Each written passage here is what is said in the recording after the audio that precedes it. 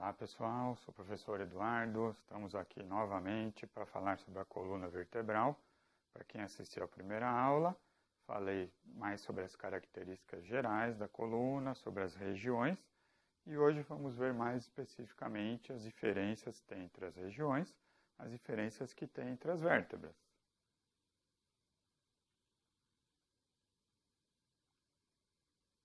Muito bem, começamos aqui pela primeira vértebra, que é o Atlas.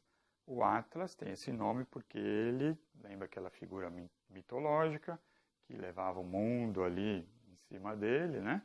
Como ele que segura o osso occipital, a cabeça, então foi associado com a figura mitológica. O Atlas é uma vértebra que não tem o corpo vertebral que todas as outras vértebras têm, e nem o processo espinhoso, que é aquela parte posterior que a gente consegue apalpar. Mas o Atlas tem as características das outras vértebras também, que são o processo transverso, tá? No sentido transversal, e os processos articulares. O processo articular tem superior, inferior, tá? Como todas as outras vértebras têm também. E tem, assim como todas as outras vértebras, o forame vertebral.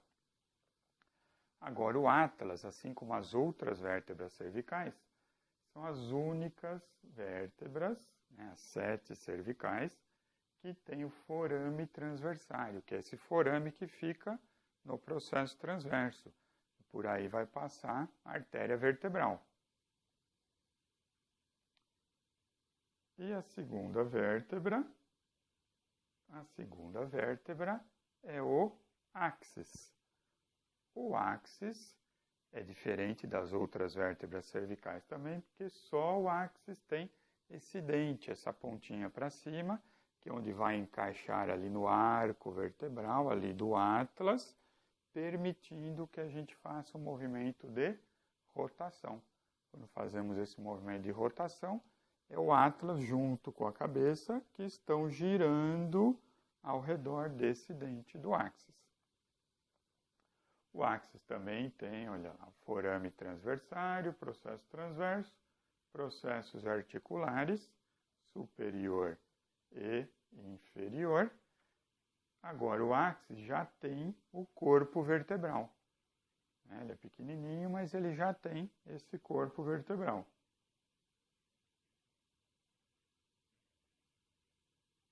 As outras vértebras cervicais,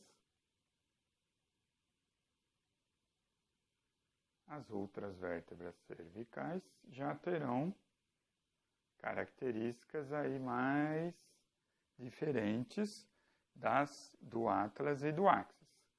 As vértebras cervicais de C3 até C6, mais ou menos, vão ter essa característica, que é o processo espinhoso bífido ou bifurcado. Lembra que o processo espinhoso, essa pontinha aí que a gente apalpa atrás.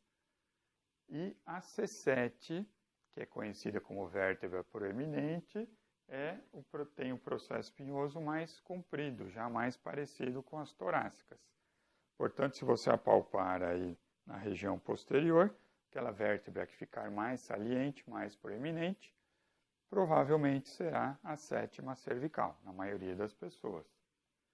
Ela tem o corpo vertebral, olha lá, processo transverso, forame transversário e forame vertebral, que é onde vai ficar, junto com todos os forames vertebrais de todas as vértebras, formam o canal vertebral, que é onde fica a medula espinal, as meninges e o líquido cerebrospinal. Agora, a vértebra torácica já vai ter como características,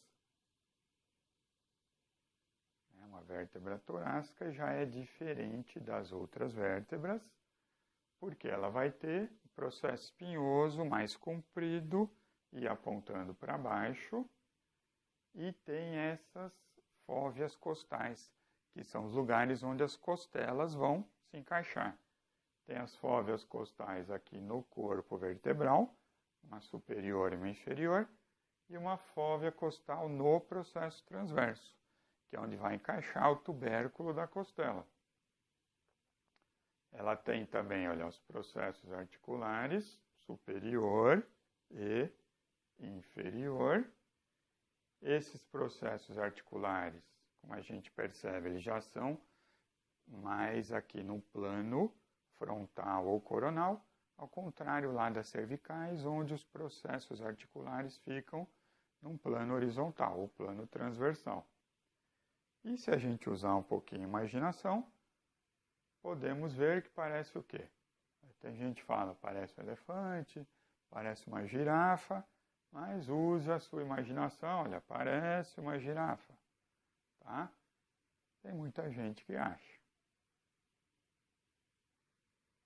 E as vértebras lombares,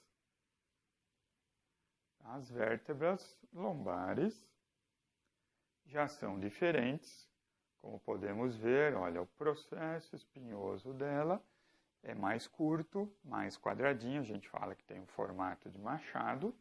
O corpo vertebral, o corpo de uma vértebra lombar é maior, porque quanto mais baixa a vértebra, maior é o seu corpo, que tem que sustentar mais peso. O forame vertebral tem um formato mais triangular, também diferente das outras. Tem os processos articulares, superior e inferior, que agora vemos que está nesse plano aqui, mais voltada para um plano sagital, né? Então, cada processo articular tem orientação num plano diferente. Tem ainda, que as outras vértebras não têm, essas pontinhas aqui no processo costiforme, que é o processo mamilar. E, como eu falei, olha, aqui seria o processo transverso.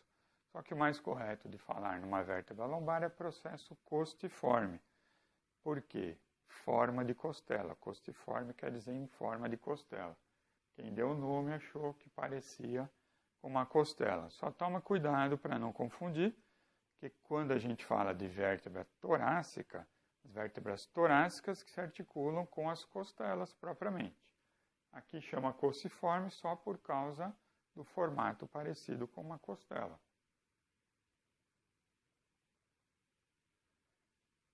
Aqui, abaixo das vértebras lombares, temos o sacro. E o sacro, podemos ver que as vértebras estão fundidas. Olha, isso aqui seria o corpo vertebral, os corpos vertebrais. E entre os corpos, normalmente, tem o disco intervertebral. Aqui, no sacro, não tem o disco intervertebral, porque elas estão fundidas, ficou com tecido fibroso. Mas ainda podemos identificar as características dos corpos vertebrais. E na região posterior onde ficam os processos espinhosos, podemos ver aqui que eles também estão fundidos, formando uma crista sacral mediana. Existe uma crista sacral intermédia ainda e uma crista sacral lateral. Crista sacral medial, crista sacral lateral. Tem os forames, por onde passam os nervos, né, as raízes nervosas, que saíram lá acima de L1 ou L2, né, o nível da medula, e vem sair aqui por esses forames sacrais. Tem os posteriores e os anteriores. Tem aqui uma face articular, tem aqui um processo articular, que aí não existe superior e inferior, só existe um. Tem o promontório sacral, que é a região que vai articular com a última vértebra lombar.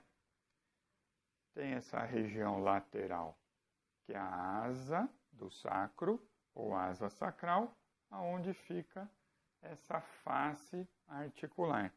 Aqui, o sacro faz articulação com o osso do quadril, formando a articulação, então, sacro-ilíaca, do sacro com o osso do quadril. E abaixo do sacro, a última região da coluna, né, que é o cóccix. O cóccix